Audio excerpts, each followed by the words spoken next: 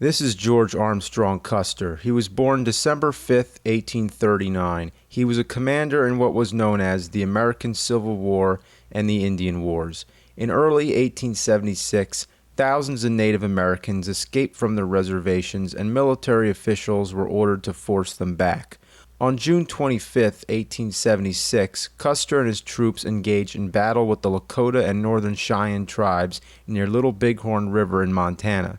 His forces were defeated, and Custer was killed in this day of history known as Custer's Last Stand. Well, what a fun way to start this. Because I once had a whole class all about this kind of stuff. And after a whole day talking about General Custer, the teacher goes, so there were lots of books about General Custer, there were lots of movies and cartoons. Anybody know something that Custer was in? Anybody? Anything about Custer? And I was just thinking, please, stop tempting me, because I just wanted to raise my hand and say, yeah, actually, there's an Atari game, Kusters Revenge, where you Fluff a feathered chick up against a cactus. Nobody would believe me, but it was true. It was a real game, and it came in a nice leather case, I guess so the kids couldn't see it.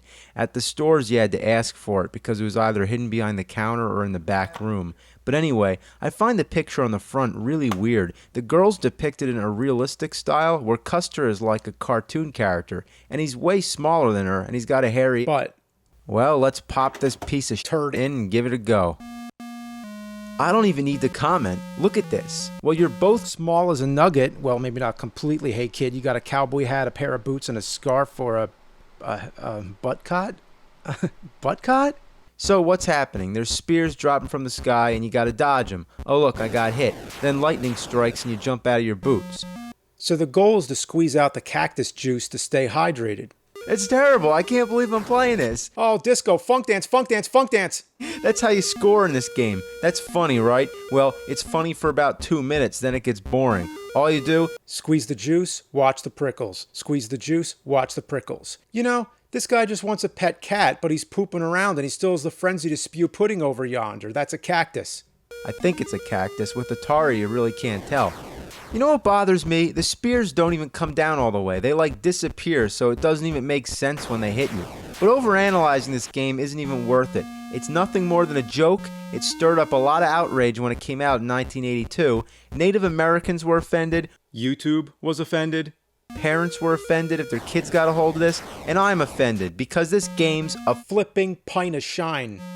And if you think that's crazy that there exists a photographic Atari game, well guess what? There's tons of them, and Atari had nothing to do with it. See, today this would never be allowed, but back then, anybody could make a game for the Atari 2600 and sell it. So, you want to see more? You sick bass fish. Alright, what kind of surprise do we have in here? Beat 'em and eat 'em. A girl licking an ice cream cone. But what, the fudge flavor's all out? Doesn't seem born with graphics. It sounds wily, like you beat someone to lunch and eat them. Oh, I get it. Beat them and eat them. Oh dear, what have I gotten myself into? All you do is move these two slots back and forth to catch the fish from the sea that's coming to shore. Yummy! Let's take a look at the manual, and here it says, the object of the game is to eat them each time to beat the game. You score 1 point for each and every ball you paddle without a miss. But should you miss, shame on you. You lose 1 turn. After all, it could have been a famous doctor or lawyer. What kind of censorship that makes? So the gameplay is basically the same sort of thing as Kaboom, except Kaboom was a great game. But this is just a miserable shoelace of fog. You gotta be completely accurate to land the plane.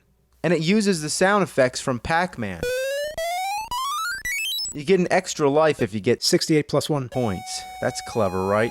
You know, there's really something wrong with this whole scene. You gotta be a total frigid bore to stay knocked out when bottoms of buildings are where noobs race open to catch Jiffy from some car lubing off on top of a roof. What kind of big stitches are these? And what's the deal with this guy? Maybe he has a bugle and is sounding the charge. What the front am I saying?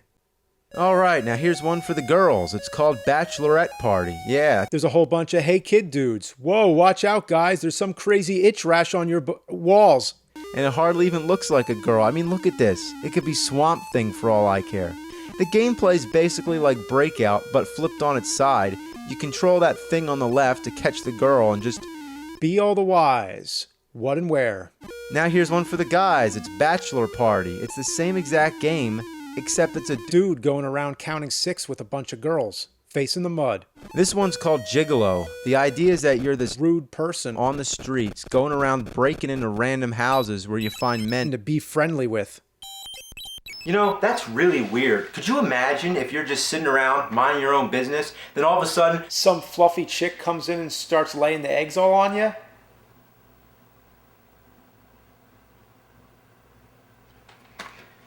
You know, that's really not fair. I get Jason Voorhees and Freddy Krueger and Spider-Man, Bugs Bunny. But no eggs and chicks. Lickety split. If you break into the wrong house, you get kicked out and the cops come after you. You don't want to get caught by the cops or the bad guy. I guess he's supposed to be a mugger or a Therapist. How ironic. Most of the time he's in prison. I'm assuming that's the jailhouse, and then sometimes he escapes. So the cops are after the bad guy's after you, and you're after Rooster. Now we got Philly Flasher. Somebody please explain this one to me. Philly Flasher? Like Philadelphia? What's Philadelphia make you think of? Ben Franklin, the Liberty Bell, Rocky, cheesesteaks? A witch riding brooms with her cat? Well, it's no doubt that the game could take place in any city and that the title's only phonetic. It might as well be Chicago Share Finder or Dallas Disc Kicker. I said disc. It's the same as before, but the guys are walking to drink from the witch's tent. Is this censorship even helping? This game really disturbs me, but I don't get it. Is this supposed to be Small pocket? I don't know about you, But I'm not at all turned to frog when I'm old watching scary witch titles. That's the King Nasty, man. What sick duck came up with this? What were they thinking? Here's a game that's on the same cart as Philly Flasher. It's called Cat House Blues, and it bears a strange resemblance to Gigolo. In fact, it's the same game, except you're a dude instead of a girl. This guy's so demonetized. Yeah, demonetized. You know, why isn't this game called Philly Flasher, and this one Cat House Blues? They must have found up and switched the names. Now we got Night on the Town. I suppose you're a knight and you're on a quest for the goalie ass. That's right, you can say ass as long as it's not near holy or hole. What he wants to do with her? Well, take a guess. So as usual, the object's pretty simple. You just grab the blocks and build the bridge. But watch out for that crazy monster, and if the alligators get you, It's slim pickings for you. there's no point of walking because he's so darn slow, so you just gotta keep jumping and keep in rhythm so you don't hit the monster or the alligators. I don't have any idea what these things on their heads are. They look like Dr. Seuss characters, but one thing I never expected to see Dr. Seuss characters do is this.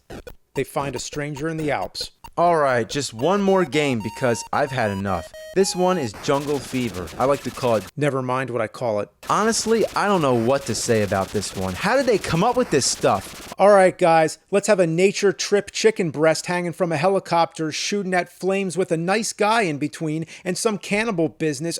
You know what? It's Atari. You can make up whatever. The goal is to put out the flames and rescue them, and to celebrate, why not? Nothing to see here.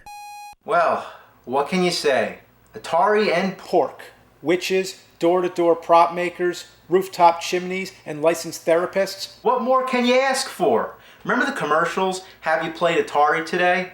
Well, foot jam, I did. But you don't want to know what I was playing. Poop.